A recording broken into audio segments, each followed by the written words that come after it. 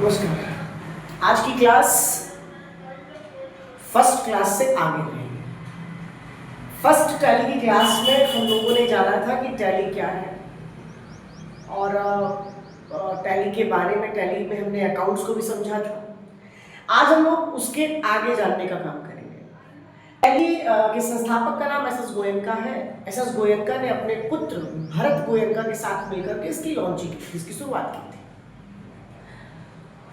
और आप ये मान के चलिए इसके आने से मैनुअल अकाउंटिंग्स जो पहले होती थी उसके स्थान पर फाइनेंशियल अकाउंटिंग्स होने लगी। उसका फायदा ये हुआ, इस टैली के आने से फायदा ये हुआ कि इसके द्वारा जो है गलतियों के चांसेस नहीं थे और हम अपना सारा काम डिजिटल तरीके से पूरा करते थे। हमें हाथ से बनी हुई रिपोर्ट नहीं मिलती थी, बल्कि कंप्यूटर द्वारा जनरेटेड बिल मिलता था, जनरेटेड रिपोर्ट्स मिलती थी और सारा काम जो हम लोग कैलकुलेशंस, मैनुअली कैलकुलेशंस करते थे, वो सारा काम टैली ने करना शुरू कर दिया। यानी हमने अपना ट्रांजैक्शंस रिकॉर्ड किया, बाकी की सारी जिम्मेदारी टैली की है कि वो सारा का सारा रिपोर्ट, सारे के सारे आउटपुट्स वो स्वयं जनरेट करता है। तो हमने ये जाना था कि अकाउंट्स क्या है। हम उसके आगे जानने का प्रयास करें। दरअसल हम ये भी जानने का काम करें कि क्या टैली के आने से पहले अकाउंटिंग नहीं थी। अकाउंटिंग तब भी थी और अकाउंटिंग आज भी इस्तेमाल होती है। दरअसल अकाउंटिंग के बहुत सारे ऑप्शंस जो हैं वो टैली में इम्प्लीमेंट किए जाते हैं। आप मान के चलें कि हमने टैली के लिए इसीलिए हमको सबसे पहले अकाउंट्स पढ़ना पड़ रहा है। तो हमने अकाउंट्स को कल पिछली क्लास में क्लियर किया था कि अकाउंट्स होता क्या है, और हमने अकाउंट्स के बारे में ये जान लिया था कि अकाउंट्स वह स्थान होता है जहां पर हम अपनी आय और व्यय का रिकॉर्ड करते हैं। अगर इसको डिटेल्स में समझे तो हम ये कह सकते हैं कि आय तथा व्यय से संबंधित रिकॉर्ड्स जहां पर जिस पुस्तक में रखे जाते हैं, जिस पुस्तक के शीर्षक में रखे जाते हैं, जिस पेज पे रखे जाते हैं, वो एक प्रकार से खाते यानी अकाउंट्स होते हैं।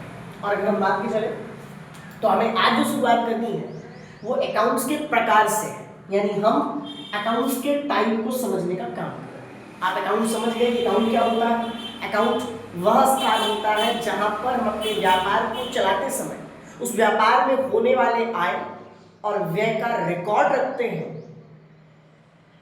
उसको ही हम लोग अकाउंट से ही खाता बोलते हैं। खाते कुल मिलाकर के होते कितने हैं तो अगर हम देखें तो आज हम लोग टाइप्स ऑफ अकाउंट्स के बारे में समझेंगे। अकाउंट होते कितने प्रकार के हैं तो अकाउंट्स 3 प्रकार के होते हैं। यहाँ खातों के प्रकार, और कुल मिलाकर बात करें तो कितने प्रकार के खाते होते हैं तो खाते 3 प्रकार के होते हैं। खाते 3 प्रकार के होते हैं, जिसमें पहला नंबर है पर्सनल अकाउंट। इसमें पहला नंबर है पर्सनल अकाउंट, दूसरा रियल अकाउंट और तीसरा है नॉमिनल अकाउंट। ये 3 प्रकार के खाते होते हैं जो कॉमर्स में, टैली में, अकाउंटिंग्स में इस्तेमाल किए जाते हैं। तो अगर हमने कहा कि अकाउंट्स क्या है तो हमने ये समझ लिया कि अकाउंट्स क्या होता है। फिर हमने अकाउंट्स के प्रकार को यहाँ पे समझने का काम किया कि टाइप्स ऑफ अकाउंट्स कितने हैं। तो हमने यहाँ पे लिखा हुआ है कि हमारे खाते जो होते हैं, जो हमारे अकाउंट्स होते हैं वो 3 प्रकार के होते हैं। जिनमें पहला पर्सनल अकाउंट होता है, दूसरा रियल अकाउंट होता है और तीसरा नॉमिनल अकाउंट होता है। अब हम ये जानने का काम करें कि पर्सनल अकाउंट वास्तव में किन चीज़ों को कंटेन्स करता है। दरअसल इन खातों के माध्यम से पर्सनल को हम लोग व्यक्तिगत खाता बोलते हैं। व्यक्तिगत जो किसी पर्सनली किसी कंपनी को इंडिकेट करे, किसी व्यक्ति को इंडिकेट करे तो हम लोग उसको कहते हैं पर्सनल अकाउंट, व्यक्तिगत खाता। किसी व्यक्ति विशेष या ऐसे खाते जो किसी पर्सनल डेटा की तरफ इंडिकेशन करते हैं। इनके अलावा हम रियल की बात करें तो उनको कहते हैं वास्तविक खाते।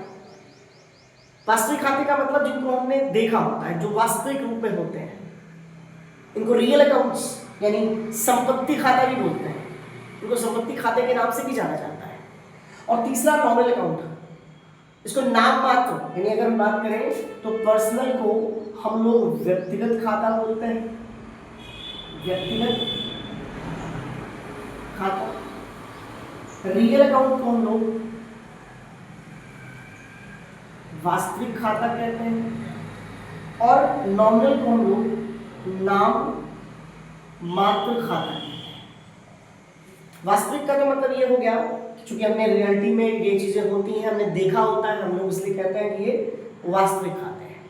जैसे जिसमें कैश की बात आ जाती है या किसी भी बैंक की बात, वो चीज़ें रियल अकाउंट्स में होती है, वास्तविकता होती है। और नॉमिनल अकाउंट्स आता है, नॉमिनल का मतलब नाम मात्र होता है। ऐसे खाते मतलब जिनको सिर्फ हमने सुना, जिनके नाम को सिर्फ हमने सुना हो, सीन नहीं किया हो, वो नाम मात्र खातों में होते हैं। अब हम इसके डिटेल्स को समझें तो पर्सनल अकाउंट वे खाते होते हैं जिनका संबंध किसी व्यक्ति, क्योंकि व्यक्ति विशेष, क्योंकि व्यक्तिगत खाता है तो उसमें व्यक्ति विशेष से संबंधित कितने ज्यादा आएंगे। ऐसे खाते जो किसी व्यक्ति, संस्था, कंपनी, बैंक, ड्राइंग आदि से संबंधित होते हैं, हम उन्हें पर्सनल अकाउंट कहते हैं। मीन्स ये खाते जिनका संबंध किसी व्यक्ति, संस्था, फर्म, मतलब संस्था यानी इंस्टीट्यूशन,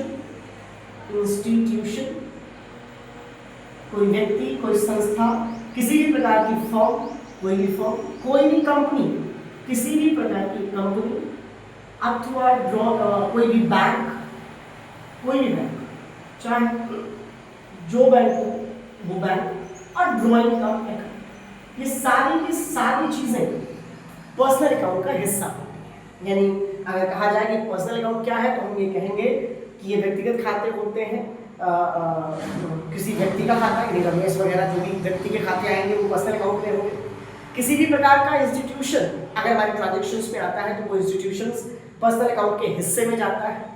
अगर हम कोई फर्म की बात करें, किसी कंपनी की बात करें, किसी बैंक की बात करें या ड्राइंग्स की बात करें, तो वो सारी चीजें पर्सनल अकाउंट के हिस्से में जाती हैं। इनके अलावा अब हम सेकंड चीज समझे, जो हम कहते हैं कि ये रियल अकाउंट से यानी वास्तविक खाता है, तो उसमें कहता है कि ये वे खाते जिनका संबंध कैश, मतलब ऐसे खाते जिनमें कैश है, तो cash, furniture, machinery, building, land आदि, ये सारी चीजें अपने आप में एक प्रकार की रियल एसेट्स होती हैं, मतलब एक प्रकार की संपत्ति होती हैं। ये वास्तविक संपत्तियां होती हैं। इनको वास्तविक इसलिए बोला जाता है क्योंकि इनको हमने सीन किया होता है, मतलब ये वास्तविक रूप में मौजूद होती हैं। जैसे कैश को हम लोग सीन करते हैं, फर्नीचर को हम लोग सीन करते हैं, मशीनरीज और बिल्डिंग्स या लैंड को हम लोग सीन करते हैं। तो ये सारी चीजें जो है वो वास्तविक तौर पर हमारे साथ में उपलब्ध होती हैं, हम उनको सीन करते हैं, इसलिए हम इन्हें वास्तविक खाता कहते हैं। तो ये तो हो गई वास्तविक खातों की बात। और सारी संपत्तियां, जितनी भी संपत्तियां होती हैं, जितनी भी संपत्तियां, हम लोग लैपटॉप की बात करें, हम लोग फर्नीचर्स की बात करें, हम लोग कंप्यूटर्स की बात करें, बाइक की बात करें, मोटरसाइकिल्स की बात करें या 4 व्हीलर्स कोई भी हो, वो सारी की सारी संपत्तियां वास्तविक खाते के अंतर्गत ही रखी जाती हैं। वो एक प्रकार से रियल अकाउंट्स होती हैं। अब हम तीसरे अकाउंट्स को समझने का काम करें कि तीसरा अकाउंट्स हमारा होता है नॉमिनल अकाउंट्स, जिसके सिर्फ नाम को हमने सुना होता है, जिसके सिर्फ हमने नाम को सुना होता है, देखा नहीं होता, उसको हम लोग नाम मात्र खाता बोलते हैं। जैसे ये वे खाते जिनका संबंध लाभ अथवा हानि से होता है, इनको एक चीज और कहते हैं, इनको प्रॉफिट एंड लॉस अकाउंट भी कहते हैं। प्रॉफिट एंड लॉस अकाउंट्स इनको कहा जाता है, यानी इनको लाभ हानि खाते के नाम से भी जानते हैं। क्यों लाभ हानि खाते के नाम से जानते हैं? क्योंकि इसमें आने वाले जितने भी इसके एग्जाम्पल्स हैं या जिसके उदाहरण हैं, वो सारी की सारी चीजें अपने आप में लाभ भी है और अपने आप में फायदा भी है। एक सूत्र अगर आप ये जान लें कि जिस चीज से फायदा होता है उसी चीज से हमारा नुकसान होता है, तो ये वही चीज है। जैसे अगर हम किसी व्यवसाय को आरंभ करते हैं लाभ के उद्देश्य से, तो उसमें हानि की संभावनाएं भी बनी रहती है। तो यहाँ पे नाम मात्र खाता इसीलिए, लाभ हानि खाता, प्रॉफिट एंड लॉस अकाउंट इसीलिए आता है कि हम इसमें आने वाली जो चीजें हैं वो लाभ और हानि से रिलेट करती हैं, और इसीलिए इसके नाम को हम प्रॉफिट एंड लॉस अकाउंट भी बोलते हैं। ये भी खाते का संबंध salary,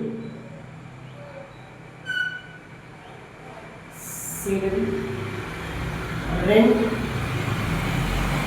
discount, wages and interest, ये सारी चीजों, सैलरी यानी वेतन है, रेंट यानी किराया है, डिस्काउंट यानी छूट है, वेजेस यानी मजदूरी है, इंटरेस्ट यानी ब्याज है, ये सारी चीजें हमने देखी नहीं है। हम नाम सुनते हैं कि सैलरी है, किराया है, हमने इसको देखा नहीं है, इसलिए नॉमिनल अकाउंट जो नाम मात्र खाता।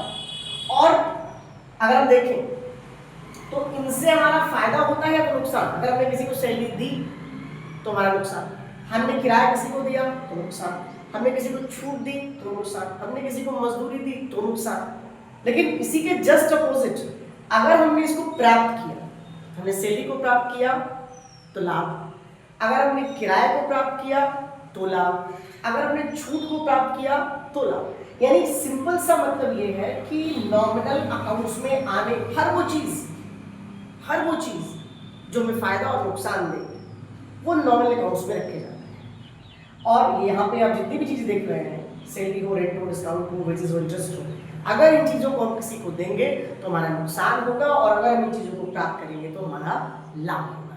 तो ये जो है इस क्लास में हमने ये डिस्कस किया कि अकाउंट्स तो हमने पिछले की क्लास में समझा ही था, और यहाँ से हमने ये समझने का काम किया कि अकाउंट्स के बाद अकाउंट्स होते कितने प्रकार के हैं। हमने 3 समझा कि 3 प्रकार के खाते होते हैं, और तीनों में कौन कौन सी चीज़ें आती हैं।